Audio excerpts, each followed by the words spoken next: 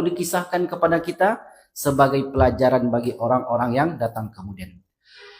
Kehidupan di alam barzakh, itulah pembahasan kita. Bab yang kita bahas pada malam ini yaitu penyesalan penghuni barzakh. Penghuni barzakh atau juga kita namai dengan penghuni kubur bukanlah penghuni di dalam kubur, tetapi di alam kubur. Karena alam kubur itu alam kehidupan. Sementara dalam kubur liang lahat yang kecil, yang sempit. Dan terkadang ada orang yang punya kuburan dan terkadang ada yang tidak. Maka siapapun yang meninggal, baik dikubur maupun tidak dikubur, maka orang itu tetap ke alam barzakh. Maka alam barzakh itu alam kehidupan. Maka kenapa disebut alam kubur? Sebab pada umumnya orang kalau meninggal dikubur, maka disebut alam kubur. Maka di sini orang yang meninggal baik dikubur ataupun tidak dikubur tetap berada di alam kubur ataupun alam barzakh. Maka sesampai orang di sana, ada orang-orang yang tak ingin kembali lagi ke dunia. Mengapa mereka tak ingin kembali ke dunia? Sebab telah mendapatkan janji-janji Allah. Bagi mereka ditempatkan di tempat yang mulia.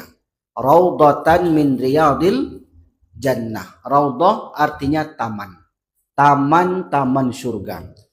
Dijelaskan oleh Rasulullah dalam banyak hadis, orang-orang yang beriman, wa yuftahu lahu abwabul jannah. Bagi mereka dibukakan pintu-pintu surga. Bagi mereka juga wa yuwassa'u lahu qabruhu sab'una dhira'an. Kuburnya meluas sejauh 70 hasta. Riwayat lain mengatakan bukan 70 hasta, maddal basar, sejauh mata memandang. Ini maknanya sangat luas, tak terbayang oleh kita. Dan dalam hadis yang lain disebutkan wa yunawwaru lahu qabruhu lailatul badri kal qamari lailatul badri. Kuburnya itu terang benderang seperti terangnya bulan purnama.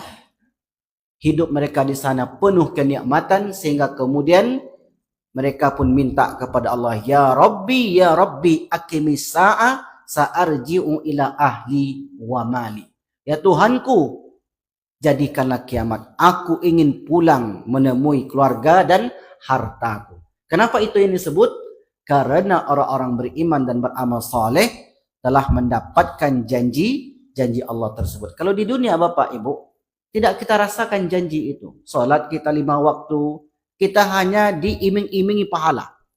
Bahasa itu disebut iming-imingi. Kita diberitahu kamu nanti dapat pahala. Itu kan iming-iming. Tak nampak. Bapak ibu yang berkurban dapat pahala.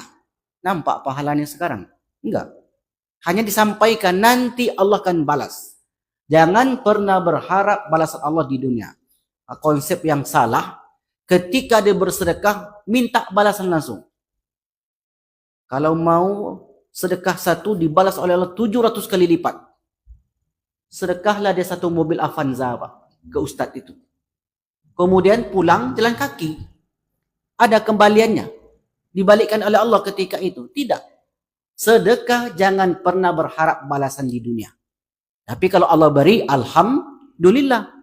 Di akhiratlah yang kita harapkan balasan-balasan itu. Ini disebut dengan iming-iming atau bukan iming-iming itu makna negatif. Bukan iming-iming. Itu janji Allah. Innallaha la yukhliful mi'ad. Allah tak pernah mengingkari janjinya. Begitulah kehidupan orang beriman. Tapi di sisi lain, ada orang-orang yang tak tahan dengan kehidupan barzakh. Sehingga kemudian mereka meminta kepada Allah agar dikembalikan ke dunia. Yang pertama, yang sudah kita jelaskan adalah orang-orang yang tidak beriman.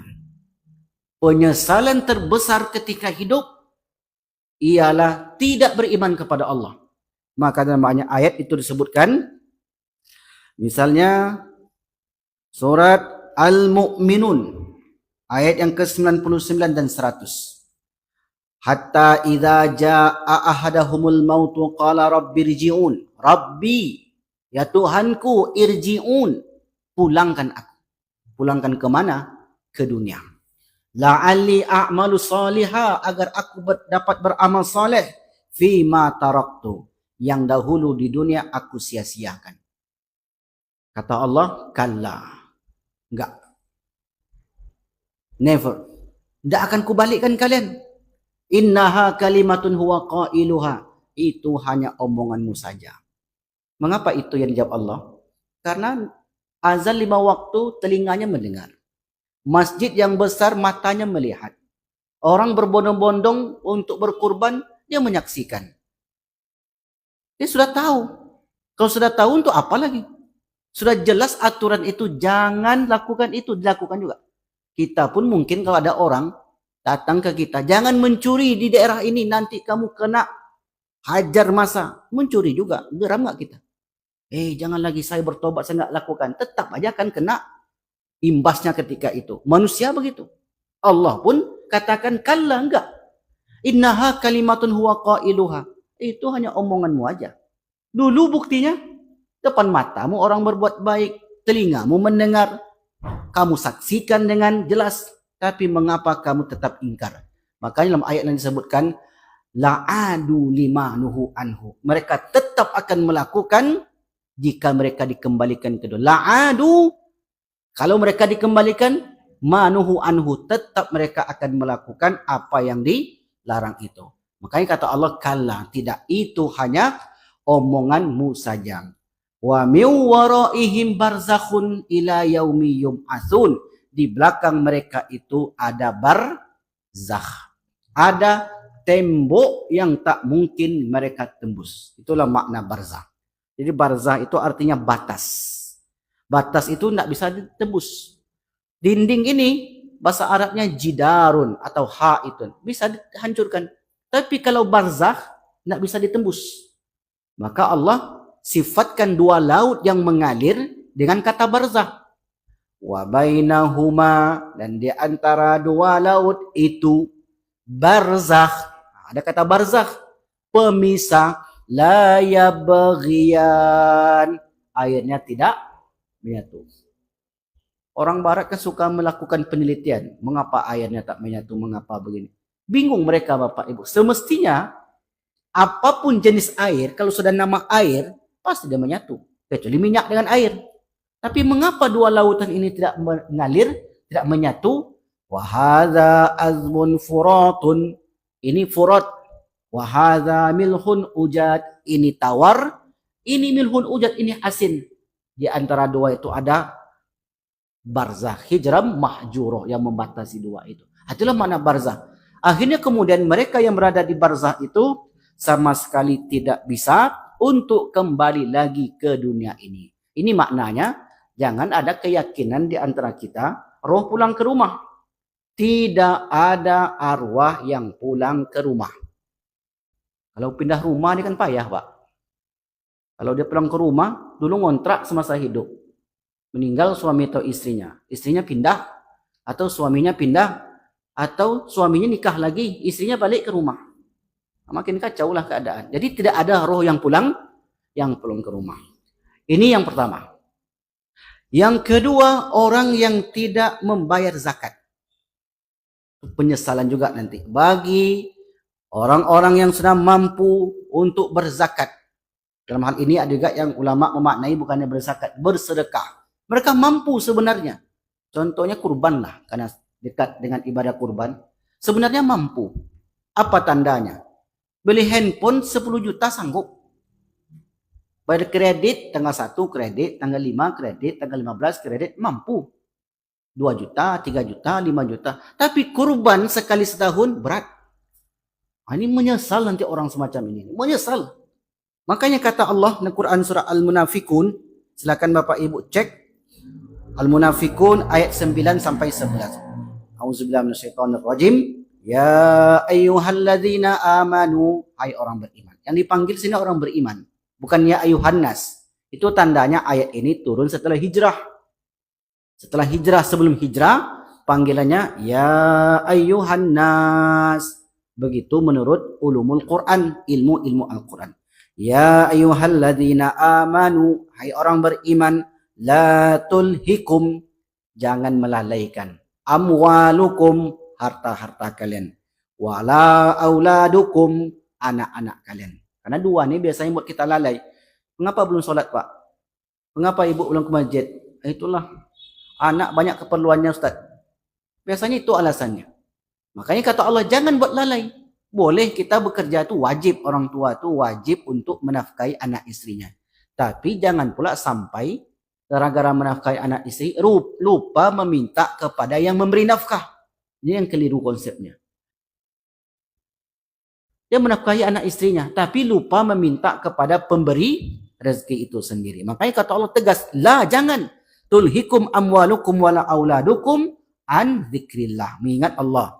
Wa may yaf'al zalik. Siapa yang melakukan begitu? Siapa yang gara-gara hartanya? Gara-gara harta lupa dengan Allah ada? Ada.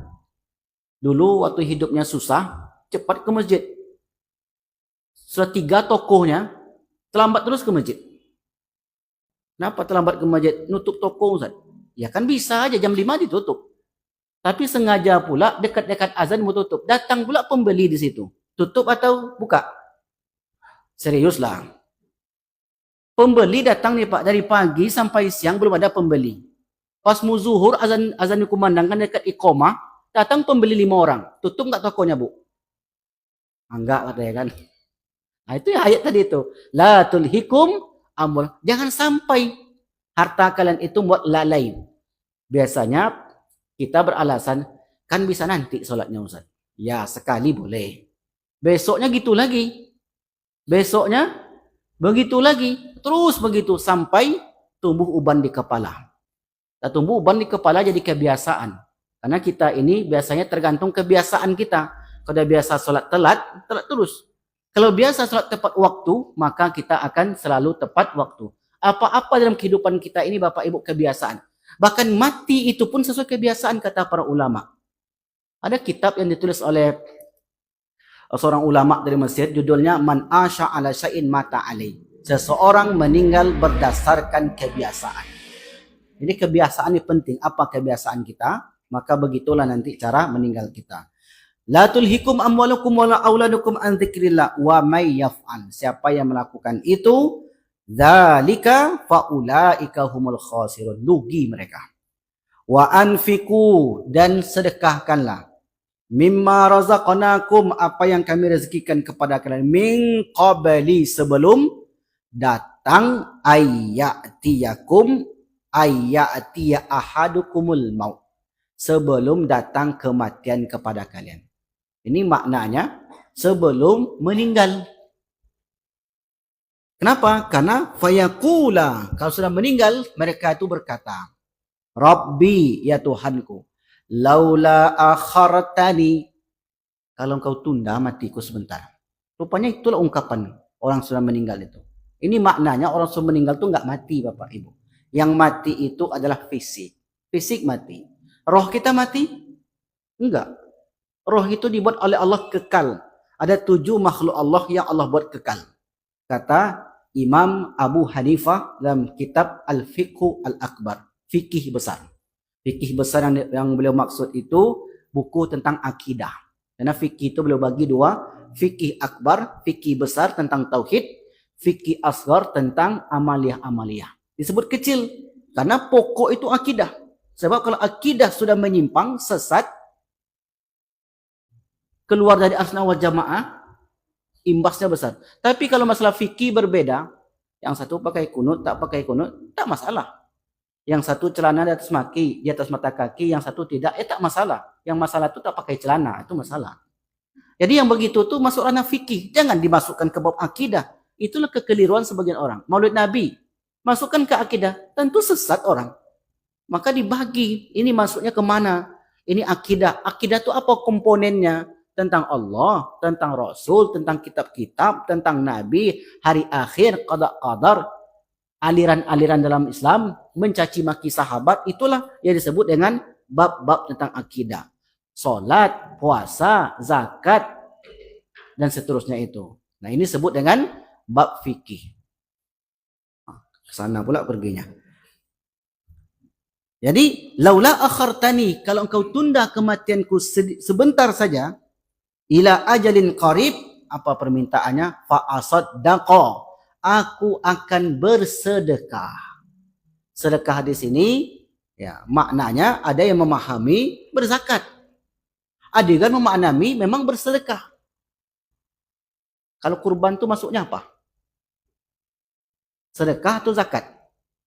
Masuknya kategori sedekah. Sedekah yang mampu wajib jatuhnya.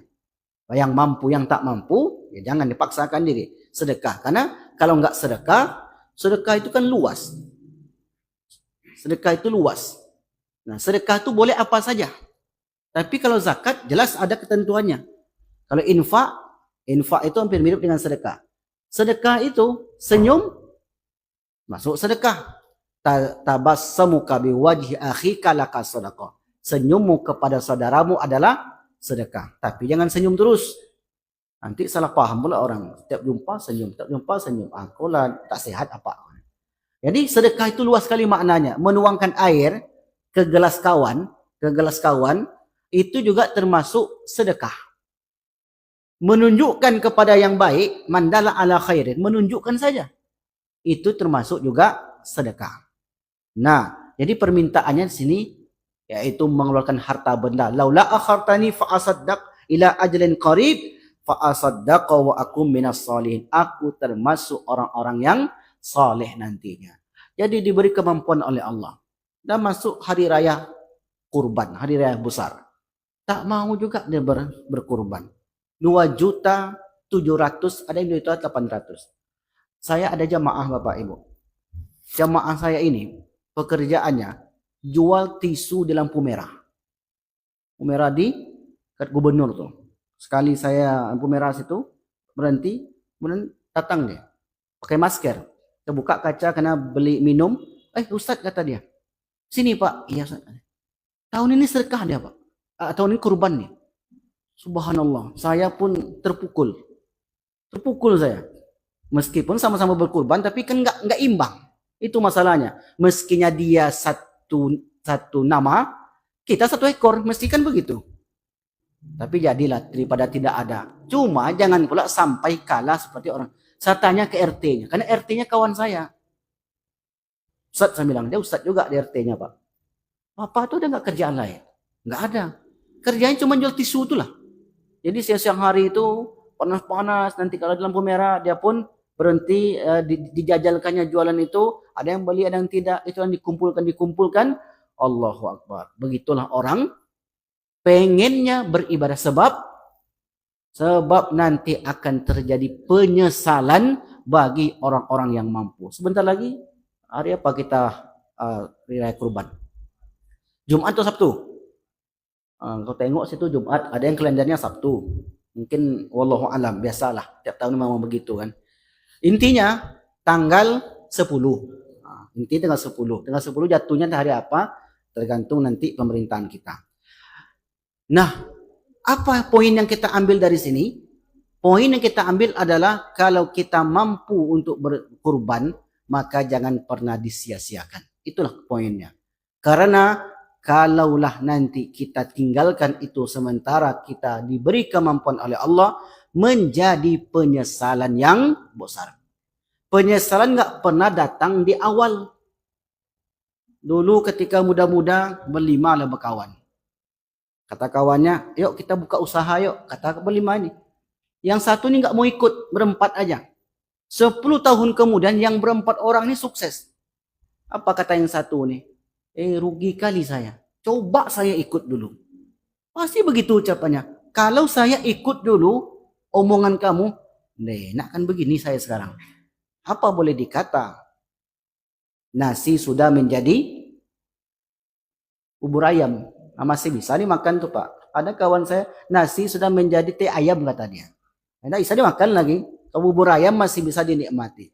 Penyesalan yang besar. Jangan sampai kita menyesali kesempatan yang Allah berikan. Lalu kemudian kata Allah, "Walai yu'akhirallahu nafsan idza jaa ajaluha wallahu khabirum bima ta'malun." Dan Allah tidak akan menunda kematianmu. Nah, inilah. Karena ajal kita sudah ditetapkan ketika kita di alam rahim. Itu yang selalu kita ulang-ulang.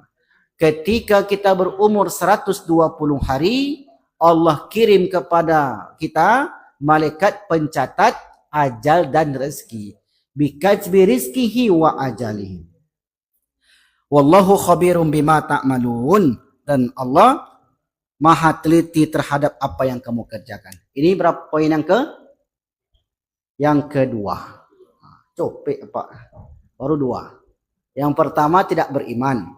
Yang kedua tidak bersedekah. Jadi bapak-bapak yang mampu ni nanti ditagih nih Pak. Bapak kan mampu nih. Tengok nama. Kalau belum ada, berugi bapak besok bilang. Kalau enggak kurban nih Pak, rugi Pak. Mana tahu tahun depan enggak jumpa lagi kita. Tahun ini kita sudah berbuat baik. Kalau tahun lalu kita berkurban, tahun ini tak berkurban, itu termasuk orang yang merugi. Kata Rasulullah, "Idza aradallahu bi 'abdin khairan." Apabila Allah menghendaki kebaikan kepada seorang hamba, ista'malahu, Allah pakai hamba itu.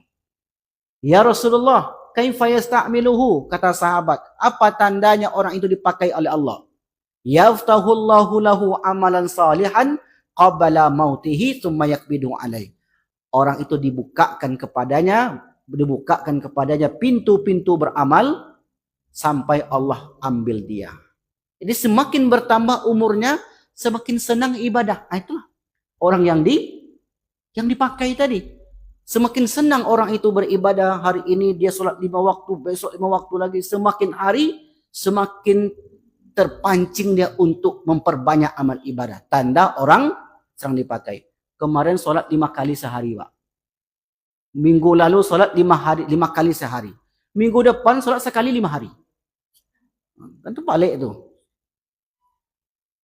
Minggu lalu solatnya 5 kali sehari. Minggu depan 3 kali tinggal seminggu. Ini menurun, kurvanya menurun. Maka jangan sampai, karena tanda orang yang dipakai itu semakin hari semakin senang beribadah. Itu yang kedua. Yang ketiga, penyesalan orang yang sudah meninggal mengabaikan nasihat agama. Nasihat agama. Wa qalu, surat Al-Mujadilah. Wa qalu, surat Al-Muluk. Wa qalu, dan mereka berkata, lau kunna, sekiranya kami dahulu nasma'u, mendengar, au na'kilu, kami pikirkan, ma kunna fi ashabis sa'ir, tak mungkin kami berada di neraka sa'ir ini. Ini kan nasihat agama. Kalaulah dahulu kami dengarkan nasihat itu, tak akan begini nasib kami sekarang.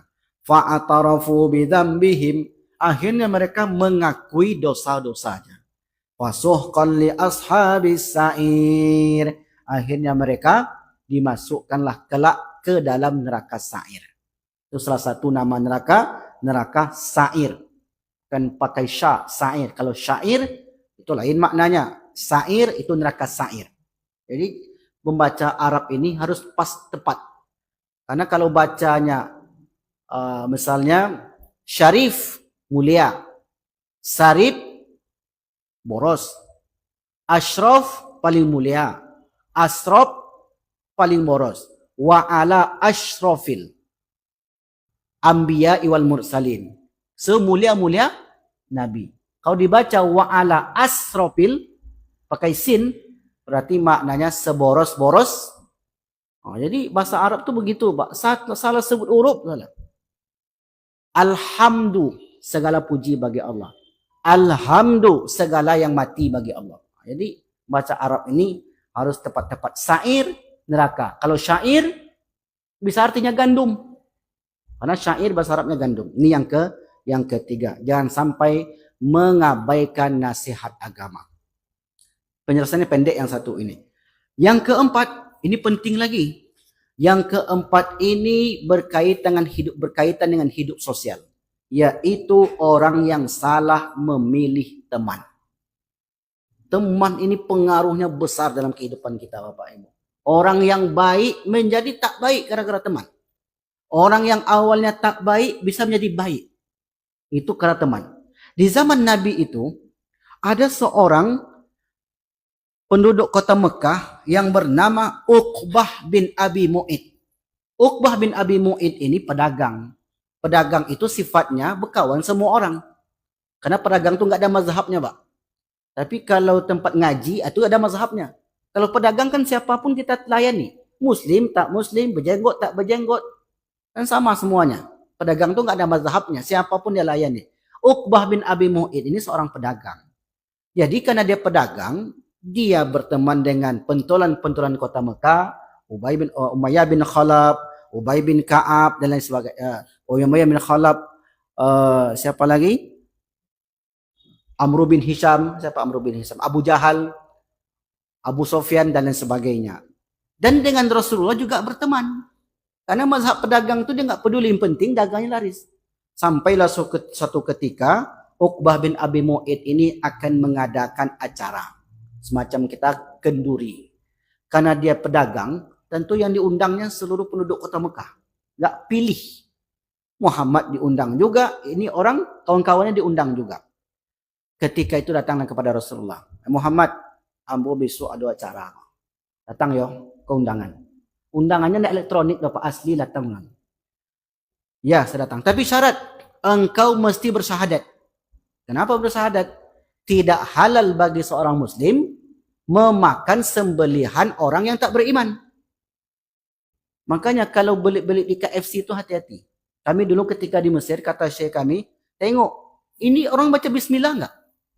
Makanya ada jemaah saya, Pak, sama kita nih, dia enggak mau membeli ayam di pasar. Kenapa kata dia? Was-was Ustaz. Bismillah enggak dia? Tapi insya Allah bismillah lah Pak. Ya kalau bismillah lah alhamdulillah. Tapi saya enggak mau kata dia. Nah kita mungkin husnuzon saja. Mudah-mudahan dia baca bismillah. Kalau enggak bismillah, sama-sama disembelih. Halal enggak? Enggak halal. Barat itu cara membuat daging itu dimasukkan hewan hidup itu ke dalam mesin giling. Digilinglah hidup-hidup tuh. Ada lagi cara mereka matikan di stunning namanya. Jadi otaknya itu dipalu semacam palu, tung itu mati. Nah, macam-macam cara membunuh hewan tadi. Yang paling baik itu dengan sembelih itulah. Paling baik. Kenapa? Di sini ada enggak orang Juleha, juru sembelih Idul Adha. Sembelih itu paling baik, Pak. Kenapa? Karena begitu disembelih, darah itu muncrat keluar, maka daging itu menjadi manis. Ini kata orang-orang yang mengkaji itu. Wallahu alam, saya tak mengkaji.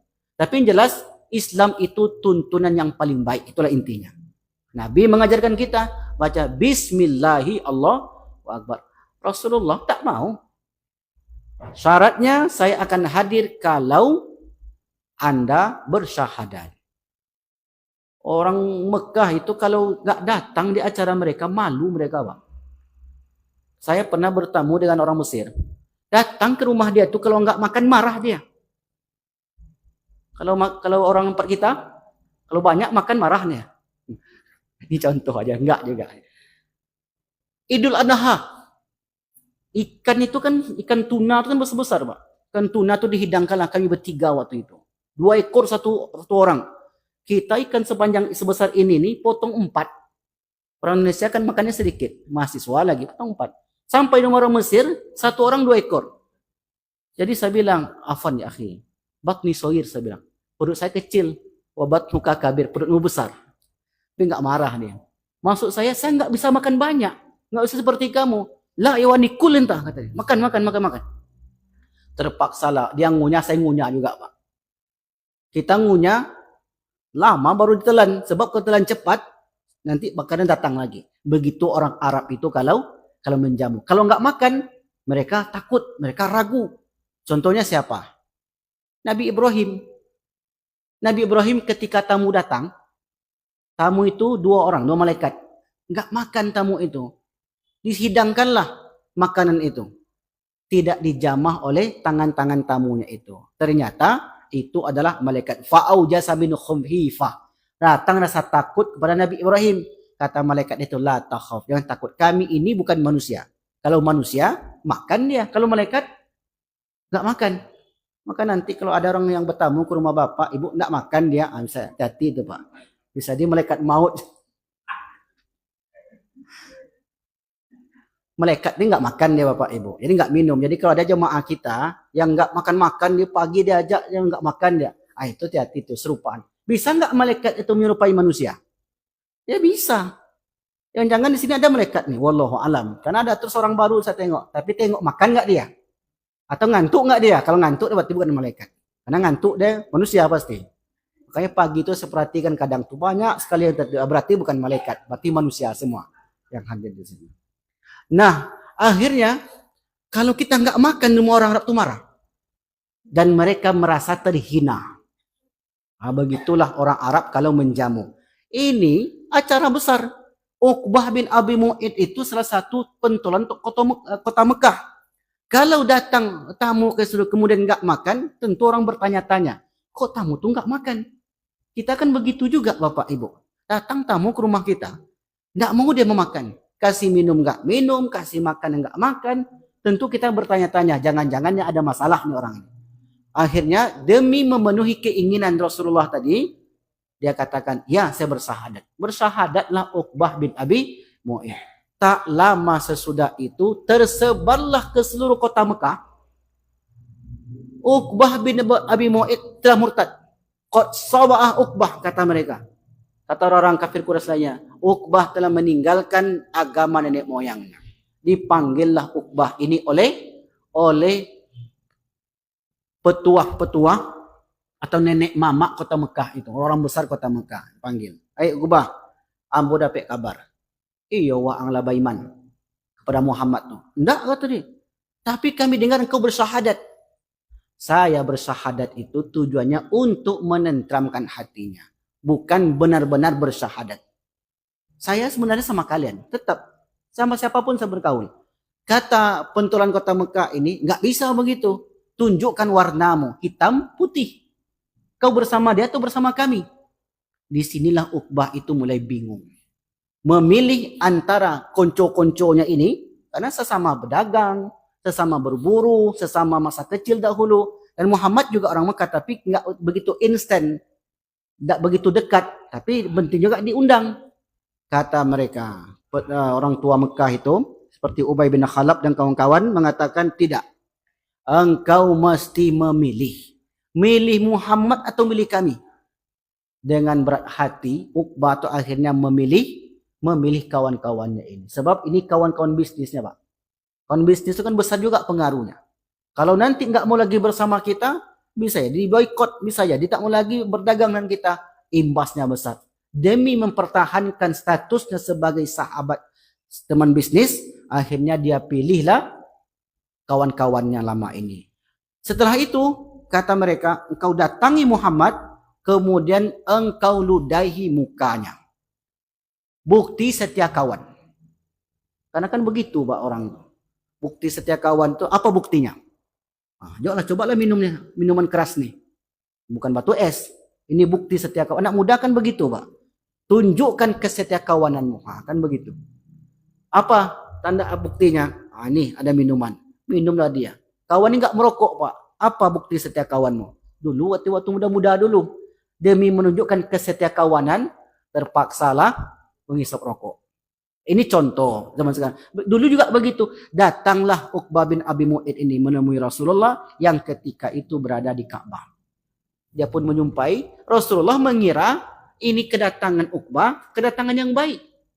Ternyata kedatangan Uqbah itu bukan tujuan baik. Dia katakan, saya telah meninggalkan engkau wahai Muhammad. Kemudian dia ludahi mukanya. Kata Rasulullah, ludah yang menempel di mukaku ini akan Allah ganti dengan bakaran neraka di mukamu nanti. Hitam nanti di mukamu ketika engkau mati, kata Rasulullah. Rasul kalau berbicara kan wahyu, bukan sembarang ngomongnya. Tapi Uqbah nggak peduli Bapak Ibu, dia pun pergi. Kemudian berjalanlah waktu, terjadilah hijrah. Hijrah Rasulullah ke kota Madinah, kemudian terjadilah perang di tahun kedua, namanya Perang Badar. Di Perang Badar itu Uqbah berada di barisan kaum kafir Quraisy. Kemudian mati di medan perang tadi. Rasul menengokkan jenazahnya yang didapati oleh sahabat yang terheran. Kenapa wajah Uqbah ini menghitam ya Rasulullah? Ditengok oleh Rasulullah. Apa kata Rasulullah? Ini dahulu bekas ludah yang menempel di wajahku. Aku doakan dia seperti terbakar oleh api neraka. Matilah Uqbah bin Abi Mu'id dalam keadaan tidak beriman kepada Allah. Sebabnya apa tadi? Salah memilih kawan. Ada enggak ayatnya Ustaz? Silakan Bapak Ibu. Surat Al-Furqan ayat 27 dan 29. Di situ Allah ceritakan. A'udzubillahi minasyaitonirrajim. Wa yauma ya'addu zalimu ala yadai. Pada hari orang zalim menggigit jari jemarinya. Tandanya apa gigit jari itu? Menyesal. Menggigit jari jemarinya, yaqulu, dia berkata, ya laitani, malang aku. Ittakhadtu ma'a rasul sabila. Mengapa tidak jalan Rasul itu yang aku tempuh? Kesempatan sudah ada depan matanya. Tapi kenapa enggak jalan itu yang aku tempuh, kata Uqbah. Ya wailata laitani. Sungguh alangkah celakanya aku. Lam attakhiz fulana khalila. Kenapa tidak seorang itu yang menjadi temanku, khalilku. Laqad adallani an dzikri. Sungguh kawan-kawanku itu telah menyesatkan aku dari zikri, dari Al-Quran. Peringatan-peringatan yang datang kepadanya ba'da idja'ani, setelah dia datang. Maksud dia, mengapa dahulu tidak jalan Nabi itu yang kita tempuh? Kenapa jalan kawan-kawan saya ini? Padahal Al-Quran sudah datang kepadaku memberi jalan, memberi peringatan, menuntun. Mengapa dia? Wa kana syaitanu lil insani khazula. Setan juga lah yang membuat aku terpedaya. Memang semuanya kerja setan. Tapi setan itu kan ada dari kalangan jin, ada dari kalangan manusia. Qul a'udzu birabbin nas, malikin nas, ilahin nas, min syarril waswasil khannas alladzi yuwaswaskan fis sudur minal jinnati wan nas. Dari kalangan jin dan dari kalangan manusia. Terkadang lebih dahsyat pula lagi godaan dari kalangan manusia itu Bapak Ibu. Karena nampak dia. Kalau kalangan jin itu beristighfar, kita baca ayat kursi selesai lari setan itu Pak. Tapi kalau kawan kita baca ayat kursi, dia sambungnya ayat kursi itu. Sekarang kita baca ayat kursi dulu kata dia. Besok pergi pula kita. Jadi manusia ini dahsyat godaannya. Dan manusia itu kalau dikumpulkan, yang paling dahsyat godaannya perempuan. Begitu Bu. Itu ceritakan oleh Allah ketika menceritakan kisah Nabi Yusuf. Kalau tipu daya setan itu lemah. Dan tipu daya perempuan itu dahsyat kata dia. Karena banyak orang tersesat karena kaum perempuan. Karena harta biasa dia Pak. Tapi kau nampak dia yang mengkilat kinclong tuh, pening juga kepalanya. Itu masalahnya begitu. Makanya orang yang ketika dia tergoda oleh keadaan dunia ini, dia kemudian dia kembali kepada istrinya, itulah yang dapat menyelamatkan dia. Maka nanti di akhirat kata Allah, Zukhruf ayat 67, al-akhillau yawma idzin ba'duhum li ba'din adu. Pada hari itu setiap orang yang berteman bersahabat akan saling bermusuhan. Ketika itu dia katakan, mengapa dia teman aku? Mengapa dia sesatkan aku? Mengapa dia tak ajak aku ke jalan kebaikan-kebaikan? Semua kawan-kawan itu akan berlepas, illal muttaqin, kecuali orang-orang yang bertakwa. Kata Athaillah Iskandari, seorang ulama Mesir yang penulis kitab Al-Hikam.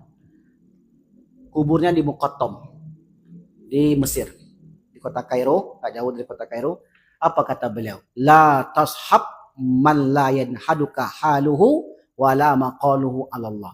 Jangan kalian berteman dengan orang yang ucapan dan perilakunya tidak mendekatkan kepada Allah. Apa maknanya sih Bapak Ibu?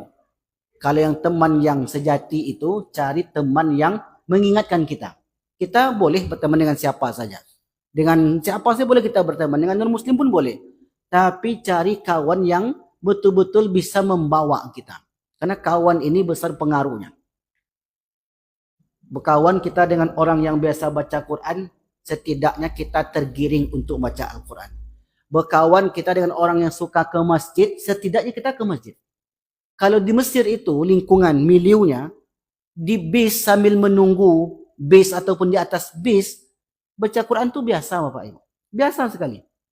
Jadi kita, orang Indonesia, awal-awal itu nggak biasa baca Quran di tepi jalan. Biasa kita baca Quran di mana? Di masjid.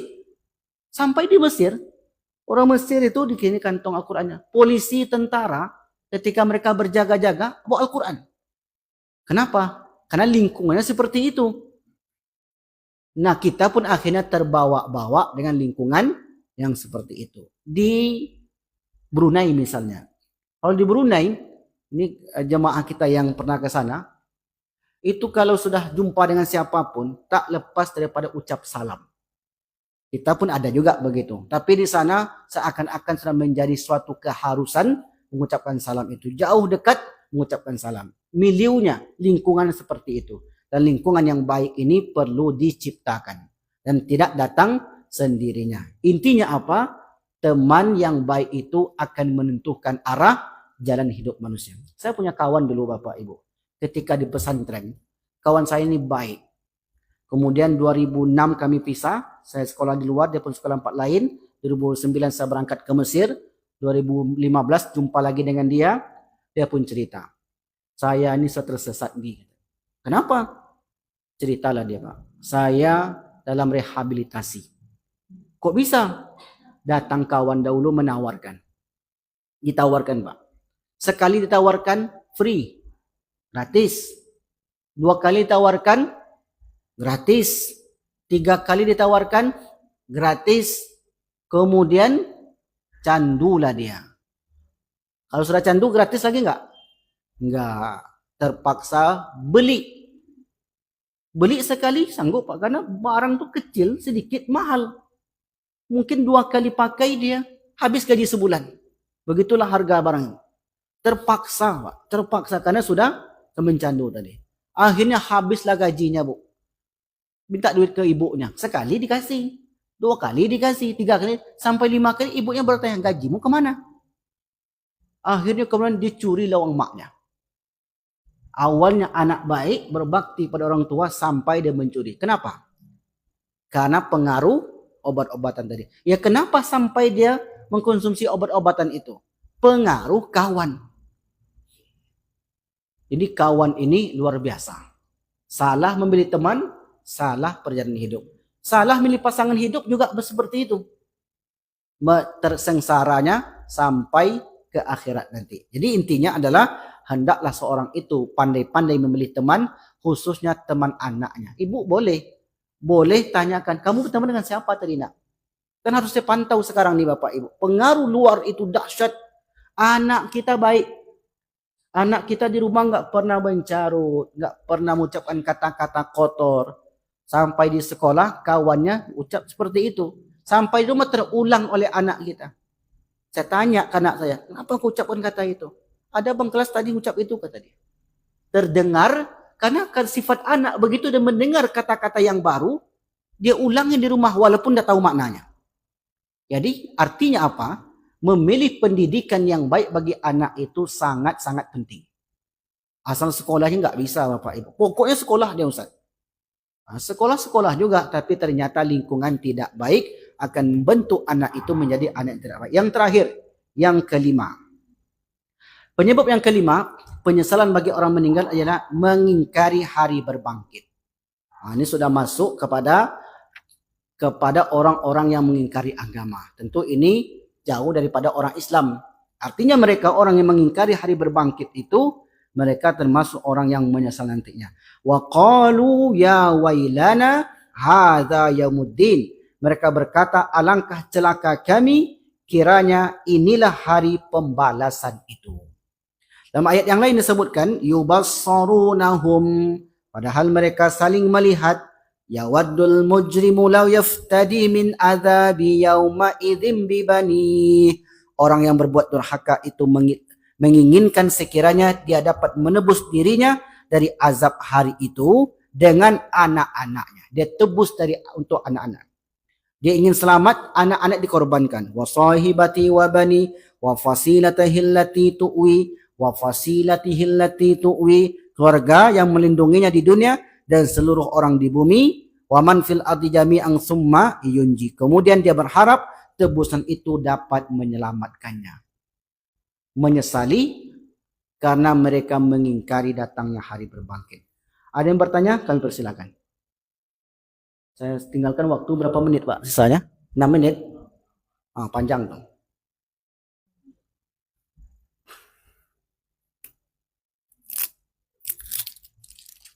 Alhamdulillah, paham semua berarti. Tak ada yang bertanya berarti paham tuh, Pak. Hampir 50 menit, tak ada yang bertanya berarti paham. Silakan, Pak. Ya. Baik.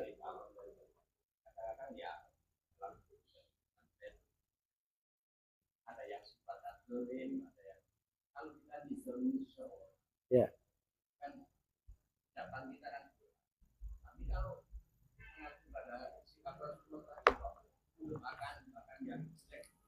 Ya. Rasulullah ada nggak mendoakan jelek bagi yang lain? Ada nggak? Ketika suatu kaum Za'il, ada dua kaum, satu lagi lupa saya namanya, datang kepada Rasulullah untuk diajari Al-Quran.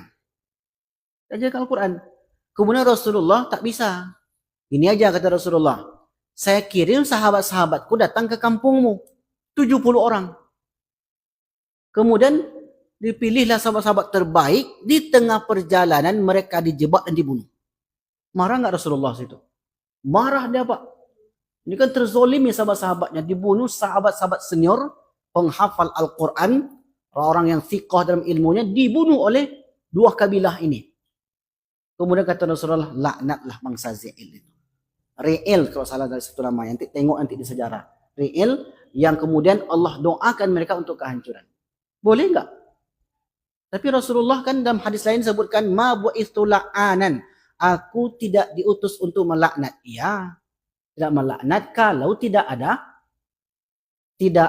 salahnya. Tapi kalau sudah menzalimi Yahudi sekarang di Israel tuh, yang membunuh saudara-saudara kita, boleh enggak kita doakan kepada Allah mereka hancur luluh? Atau doakan sebalik, ya Allah berilah mereka hidayah, apa begitu? Kan enggak mungkin. Jadi kalau mereka menzalimi kita, ya tengok kezalimannya. Kalau cuma bercanda dia, jangan pula sampai doa, Pak. Sebab 3 kelompok, salah satu la turaddu da'watuhum. 3 kelompok doa mereka tidak akan ditolak oleh Allah. Salah satunya apa? Dakwatu maslum, dakwah doanya orang-orang yang terzalimi. Maka sebaiknya kata para ulama, kalau kita terzalimi, yang terbaik sesama muslim tentunya, atau misalnya lingkungan kawan kita misalnya, kalau kita terzalimi, maka yang terbaik kata para ulama, ketika kita mampu, doakan untuk diri kita. Ya Allah, jadikanlah saya haji tahun ini. Tapi kan kadang tak sanggup juga kita, Pak. Sudah dizalimi, tanah kita diambil, kemudian macam-macam lah, kita dikata-katai, difitnah, tiba-tiba Bapak mendoa, ya Allah mudah-mudahan Bapak tuh lah jadi haji.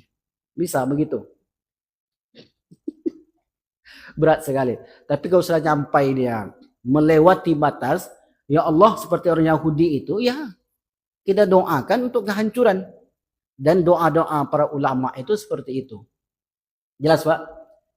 Jadi doa, kalau kita terzalimi tadi, maka alangkah baiknya kata para ulama, doakan untuk diri kita. Sebab doa kita ketika itu mustajab. Dan saya pernah dikisahkan oleh seorang ibu-ibu, dulu ketika dia anak-anaknya kecil, sering terzalimi. Doa dia apa? Ya Allah, angkatlah derajat anak-anak saya ini. Karena dipandang remeh, Pak. Anaknya banyak, hidup susah. Orang kalau di kampung, anak banyak hidup susah, pandangan negatif, Bu. Begitulah pandang orang. Hidup payah, banyak lo anak. Kan gitu orang. Ya terserah dia. Tapi kemudian diomongin, macam gini, sama dia pun nggak minta tolong. Apa doanya ibu ini? Kata dia, ya Allah, angkatlah derajat anak-anak kami. Jangan sampai seperti saya susahnya. Dia nggak mendoakan orang. Dia mendoakan dirinya supaya dia menjadi lebih baik pada orang itu. Apa yang terjadi? Allah kabulkan doa itu, Pak. Itulah doa dakwatu mazlum tadi. Doa orang yang terzalimi. Nah, inilah sikap yang terbaik sebenarnya, terkhusus kepada sesama kaum muslimin. Tapi kalau nak tahan juga lagi, Pak, lah barik mana kesalahannya, langsung aja lah. Langsung aja. Wallahu a'lam bishawab. Jelas ya, Pak ya? Jelas. Ada lagi? Mumpung ada 1 menit menjelang masuk waktu Isya. Baik, kalau tidak ada pertanyaan, saya simpulkan. Jadi, orang yang berada di alam barzakh sana, mereka ada yang senang bahagia tak ingin kembali ke dunia, ada yang menyesal. Yang menyesal itu ada 5 kelompok. Yang saya tulis dalam buku saya ini. Karena di sini saya tulis buku kehidupan alam barzakh. Bisa jadi ada yang lain Bapak Ibu. Wallahu alam, ilmu itu kan luas. Saya hanya mendapatkan dalil yang 5 tadi. Orang tak beriman, orang yang apa tadi yang kedua? Ada lupa, hamba pun lupa. Belum sampai bulan depan lagi. Orang tak beriman, orang tak bersedekah, orang tak mendengar nasihat, orang yang salah memilih teman, orang yang mengingkari hari berbangkit. Nah, ini 5 lah yang penting kita ingat. Isi tadi